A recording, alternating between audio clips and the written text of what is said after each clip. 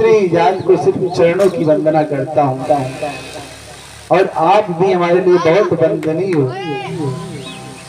लेकिन हमारा छोटा भाई है लक्ष्मण, वो कुंवारा है, उसके पास आप जाइए। भगवान असत्य नहीं बोलते थे।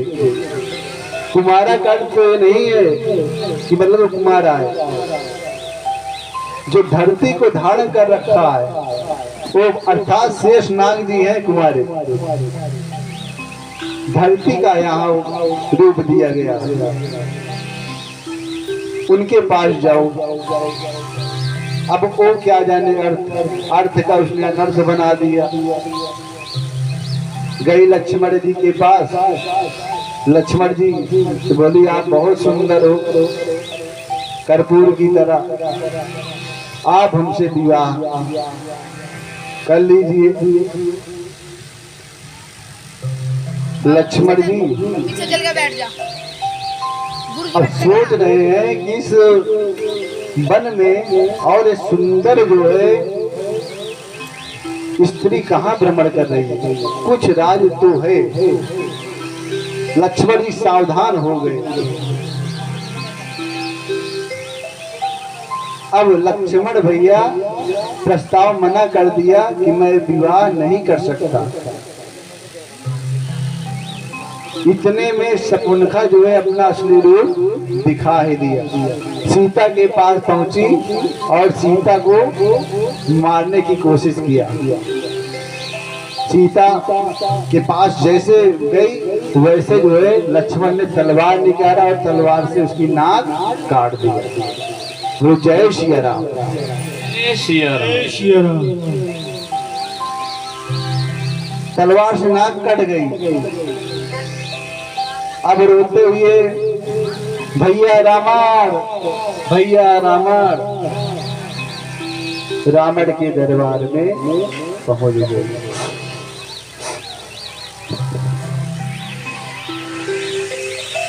रावण के दरबार में गई। रावण ने अनेक जो है दैत्य को भेजा। राम लक्ष्मण के वध के लिए सारे मारे गए। फिर रावण ने सोचा अब कोई नया उपाय ढूंढना पड़ेगा।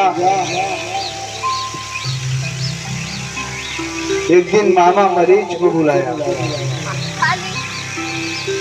और रावण ने कहा तुम जो है स्वर्ण का हिरण बन के जाओ और राम जी को भ्रमित करना।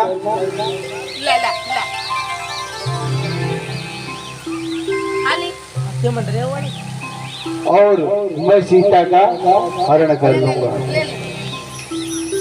अब वह सोने का मेघ बन के गया। पहले तो मना किया कि वो कोई साधारण पुरुष नहीं है, उसने हमारा पक्का तय है हमारी मृत्यु होनी है।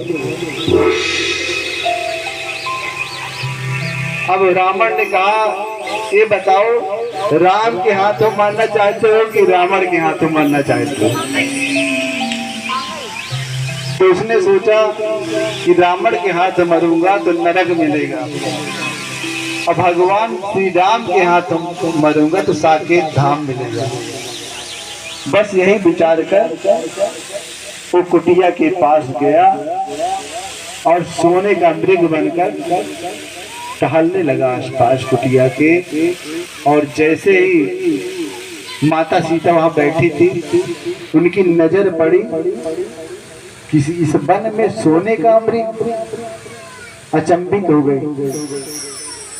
माता सीता जी ने कहा कि मैं ये सोने का मृग अयोध्या ले जाऊंगी और सबको मैं दिखाऊंगी मैं सोने का मृग लेके आई हूं। मन में मोह आ गया। अब सोने के मृग के चक्कर में लक्ष्मण जी से कहती है, लक्ष्मण जी कहते हैं हे माता कोई इसमें जरूर राज है, आप सोने का मृग का जिद मत करो।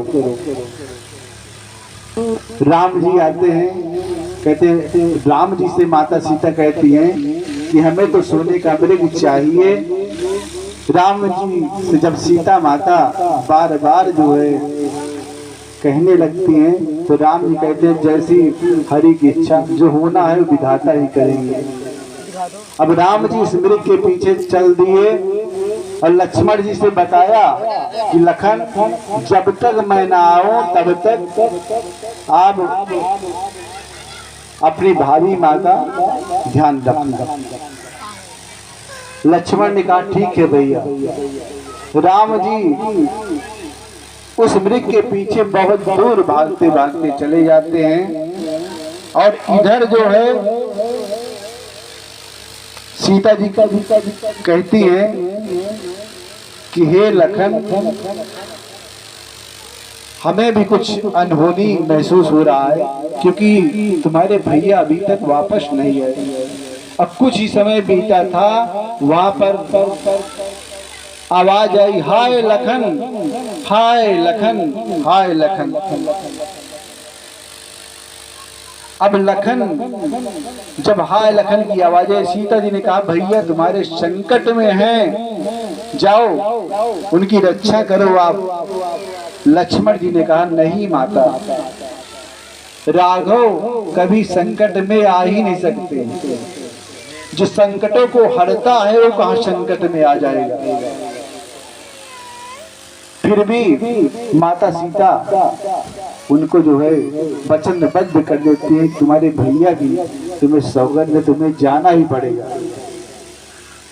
और लक्ष्मण क्या करते हैं, एक बाण निकालते हैं अपना, उसी बाण से कुटिया के चारों तरफ गोल लकीर खींच देते हैं गोला से, जिसे कहते हैं लक्ष्मण रेखा।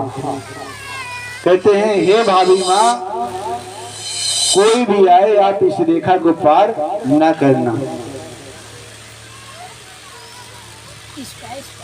लक्ष्मण रेखा मेरी प्यारी मैया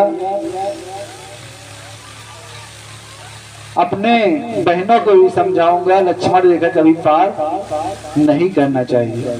जो मर्यादा होती है लक्ष्मण रेखा, उसको पार करने के बाद हान ही हान होता।